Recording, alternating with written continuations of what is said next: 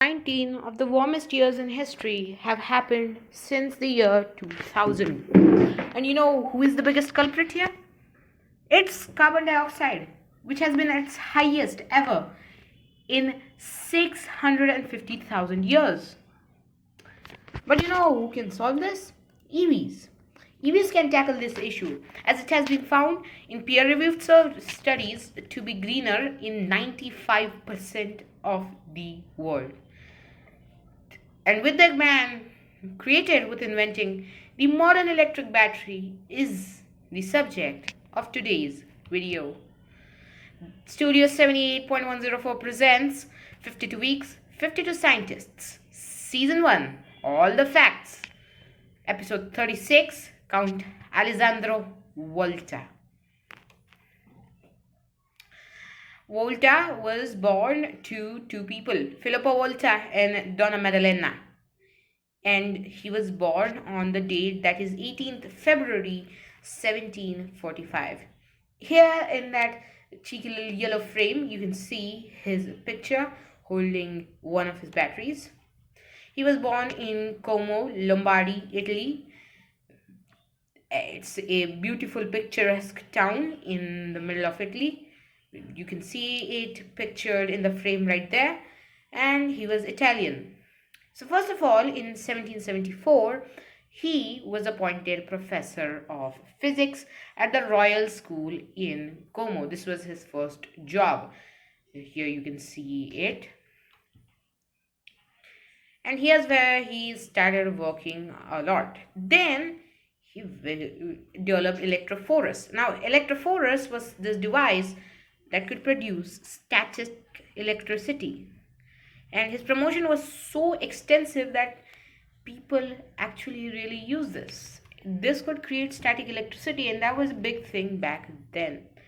Then, for 2 years, he mostly worked on researching the chemistry of gaseous particles and gases in general. That was his job. This we can attribute to his studies and that time. And then he did his first big discovery, the discovery of methane.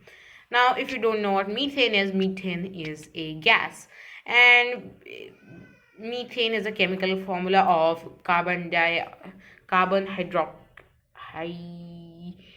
one carbon with 4 hydrogens. Here you can see it. And he discovered methane, and he was also able to successfully isolate that methane.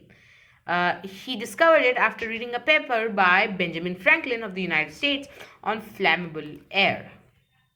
He also understood how proportional electrostatic capacitance was. The electric potential was, of course, proportional to the electric capacitance. This means to study both and discovering that for the given object, they are proportional. And this is called Volta's law of capacitance.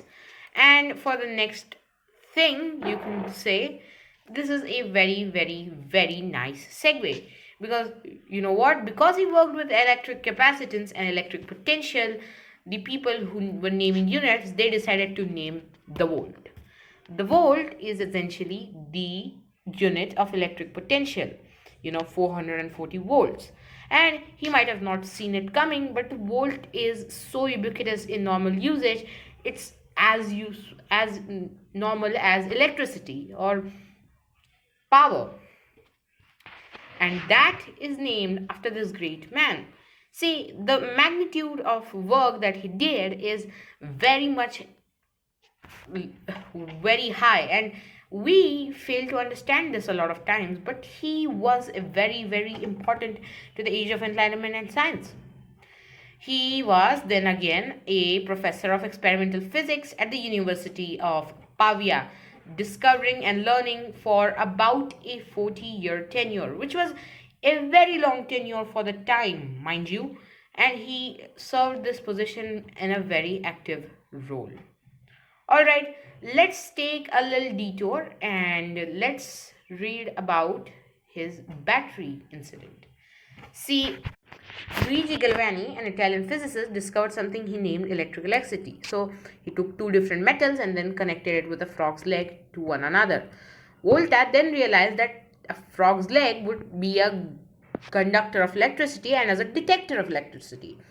And what we would call this in modern day is an electrolyte. Now, he understood that the frog's legs were irrelevant. So these were caused by two different metals. So then, instead of the frog legs, he put brine soaked paper and detected the flow of electricity by other means. And so, in this way, he discovered the law that the electromotive force of a galvanic cell, EMF, consisting of a pair of metal electrodes separated by electrolyte, is the difference between their potentials. And this is called the electrochemical series or the law of Volta. Basically speaking, it's how the electrochemical series works and how a pair of metal electrodes separated by electrolyte is the difference between their electrode potentials. If this is coming in your exams, do note this down. Anyways, then he created the Voltaic Pile. And the Voltaic Pile is where we reach how legendary this man really was, because the Voltaic Pile is simply an early battery. He announced the discovery paying tributes to William Nicholson, Tiberius Cavallo, and Abraham Bennett. He mixed electrochemical cells. So he took zinc, he took copper, then sulfuric acid mixed with water, and he created the Voltaic Pile in this method. And let's delve a little bit deeper into the formulae of this thing. So zinc, which is zinc, was created by he took zinc, he took sulfuric acid, put them in a copper electrode and called it a day. This is essentially his Voltaic Pile.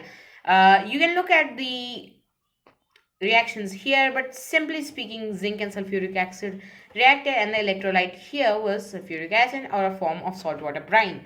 This electrolyte exists in the form of 2H4 and SO24, which is higher in the electrochemical series, copper, and thus he created the Voltaic Pile.